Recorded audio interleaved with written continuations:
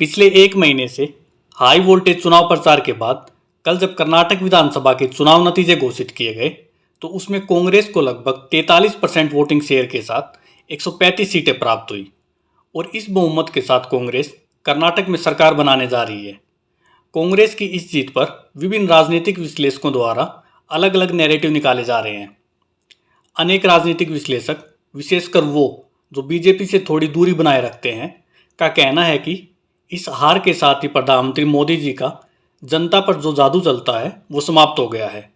Last 10 दिन में वो कर्नाटक में रहकर वहाँ ज़्यादा से ज़्यादा रोड शो और रैलियाँ करने के बाद भी बीजेपी को बहुमत के आसपास भी नहीं ला सके। यहाँ सबसे महत्वपूर्ण बात यह है कि राजनीतिक विश्लेषक बीजेपी की इस हार को 2024 के लोकसभा चुनाव से जोड़कर देख रहे हैं। लेकिन हमें यहाँ यह ध्यान देने की आवश्यकता है कि राज्य स्तर पर अनेक ऐसे मुद्दे थे जिन्होंने बीजेपी के लिए नकारात्मक रूप से काम किया। सबसे प्रमुख बीजेपी के लिए राज्य में एंटी इनकम्बेंसी काम कर रही थी। दूसरा, चुनावों से कुछ समय पहले ही सरकार पर भ्रष्टाचार के आरोप लगने के बाद भी कार्रवाई न किया जाना।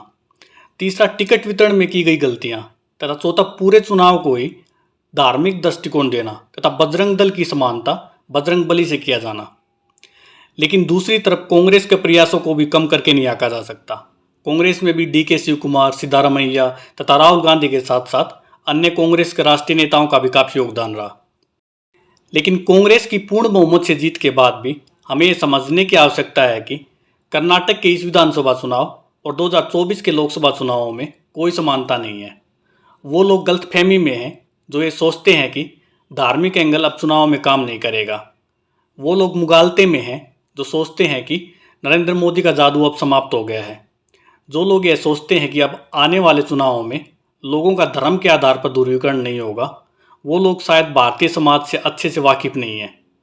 इसलिए कर्नाटक विधानसभा चुनाव के बाद जोश जोश में लोगों के द्वारा जो मीनिंग निकाले जा रहे हैं वो सही नहीं है।